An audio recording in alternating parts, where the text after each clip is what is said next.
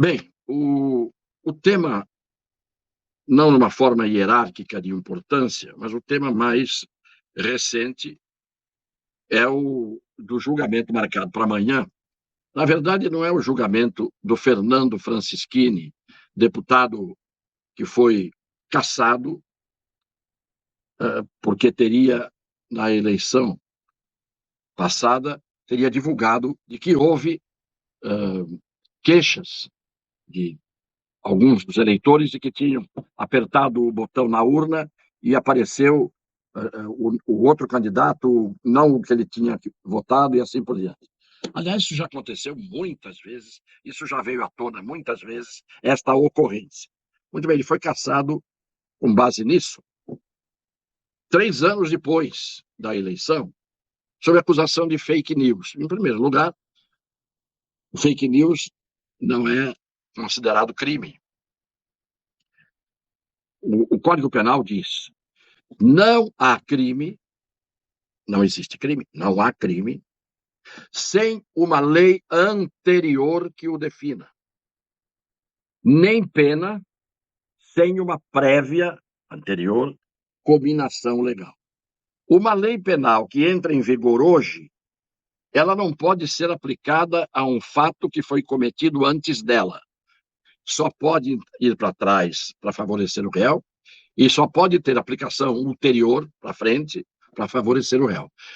Pois bem, no caso do Francischini, do deputado que foi cassado, a lei que foi aplicada a ele é uma lei posterior àquela tal denúncia que ele fez pela rede social. Inaplicável. Isto é princípio básico do direito penal. Então, o Alexandre de Moraes consegue atropelar a Constituição aplicando uma lei que não existia na época.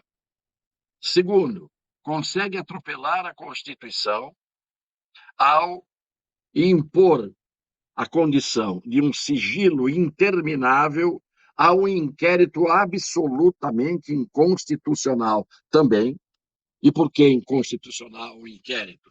Porque quem abriu o inquérito foi o Alexandre de Moraes, quem determina as investigações é ele, quem decretou o sigilo é ele, quem faz a acusação é ele e quem julga é ele.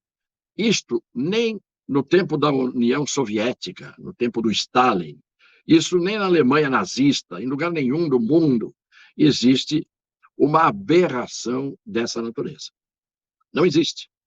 Então, quem está sendo julgado amanhã é o ministro Nunes Marques, porque como o ministro Nunes Marques foi indicado para o Supremo pelo presidente da República atual, o resto do Supremo tem lá uma farpa, tem uma espinha na garganta, tem um corpo estranho dentro do corpo. Então, quem está sendo julgado é o Nunes Marques. O mesmo Alexandre de Moraes, que hoje, além de ter passado de todos os limites, eu tenho cansado de dizer isso aqui, eu ainda vejo algumas pessoas dizendo assim, nos comentários, raríssimos comentários, o Brasil inteiro aplaude de pé o Alexandre de Moraes. Eu não costumo responder, mas eu dei uma resposta bem breve, bem simples. O Brasil inteiro não aplaude de pé o Alexandre de Moraes. Os poucos que o aplaudem, aplaudem ajoelhados, com a espinha dorsal dobrada. Aplaudem de quatro, aplaudem de cócoras, ou aplaudem maliciosamente por razões políticas ou ideológicas. Porque ninguém pode aplaudir um ministro que é useiro e vezeiro em atropelar a Constituição, a não cumprir a Constituição, a ter a sua própria Constituição feita por ele, e ponto final. Isto é um absurdo e eu não vou parar de deixar de dizer que isto é uma vergonha. Agora, não para aí. A multa do Daniel Silveira vai chegar a R$ 1,5 milhão. Não se tem notícia de uma multa nesse valor nem aos maiores ladrões da Petrobras, do Petrolão, do Mensalão, do que vocês imaginarem.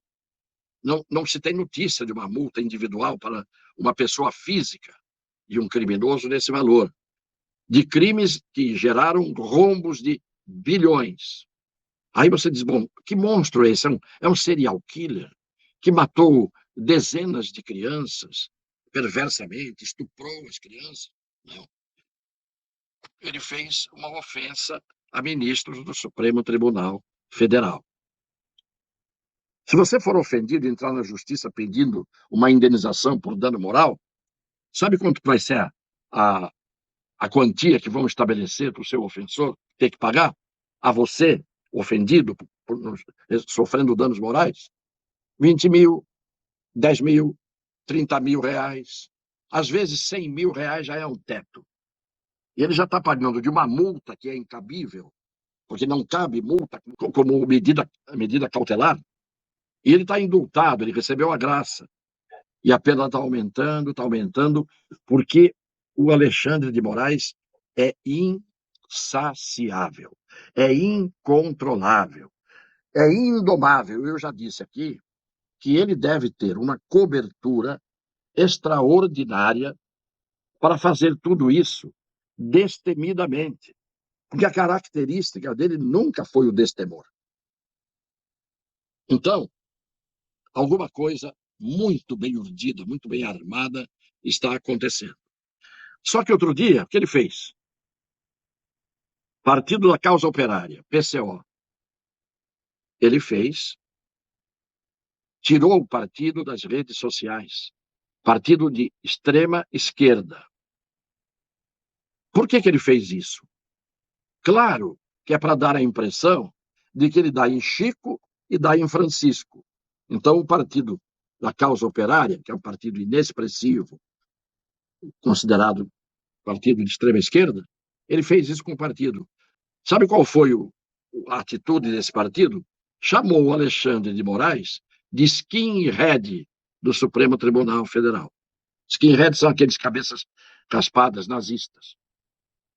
Então, ele, para mostrar que não pega só um lado, ele pega 300 de um lado e pegou um do outro para amanhã mostrar o particular pelo geral.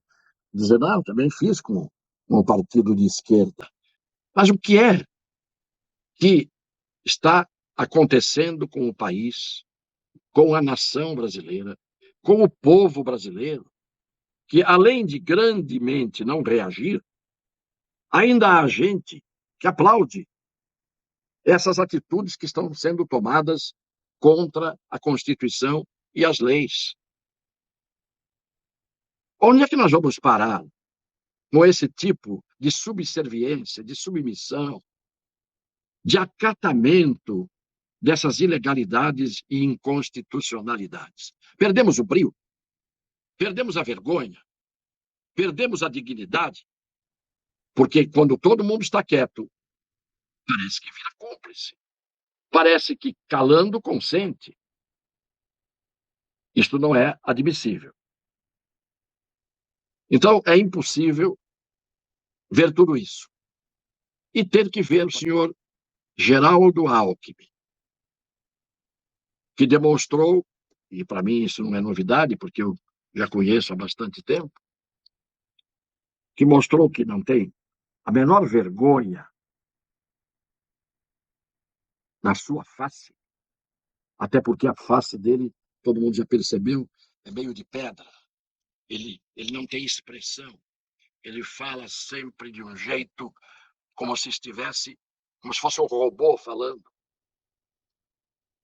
Ele simplesmente fez esta manifestação depois de ter sido adversário de confrontos com o senhor professor Luiz Inácio Lula da Silva, e que ele disse há pouco tempo que o Lula ia voltar ao local do crime. Agora estão juntos. E aí, vejam o que ele disse agora numa reunião com ativistas ambientalistas. Discutindo esse tema. Um bom programa, né, de um governo democrático ele nasce assim, ouvindo e dialogando com a sociedade civil, com a universidade, com os setores produtivos, com cientistas, não é fazendo motociata nem andando de jet ski. Este jeito quase que de soletrar quando fala, ele fala assim, dialogando com a sociedade, não tem expressão fisionômica. Não foi à toa que recebeu aquele apelido que todo mundo sabe qual é.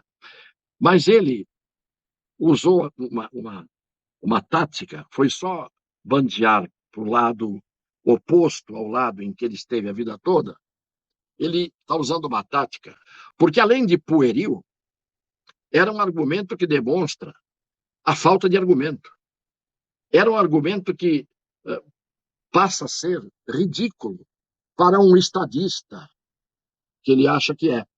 Um estadista que viveu quase sempre das oportunidades que o destino, guiado por alguma mão, que eu não sei qual é, mas não parece ser a mão divina, fez com que ele tivesse as oportunidades que teve, a partir, inclusive, da morte do Mário Covas, porque ele era um ilustre desconhecido e provavelmente tenha se juntado agora o Lula, em razão da idade que o Lula tem, esperando que no meio do caminho o Lula repita, lamentavelmente, o que aconteceu com o Mário Covas naquela época. E aí ele mais uma vez é eleito pela morte alheia. Eu tenho o direito de pensar isso de quem chegou ao ponto de, não tendo a menor vergonha, deixar de ser raiz, tronco, galhos, flores e frutos de uma árvore partidária, virar as costas para todo mundo e foi lá para poder tirar vantagem. É outro que não tem medida, é outro que não pode receber a confiança de ninguém. Ainda que tardiamente, as pessoas acabam mostrando o que são para aqueles que não esperavam. Eu, como sei, eu, como vi de perto, e era rompido, inclusive, com uma pessoa dessas, para mim não é novidade nenhuma. Guardem bem cada coisa que eu disse aqui, para que não haja dúvida do que é que eu sinto, do que é que eu penso, hoje é sempre para trás, no presente e para frente.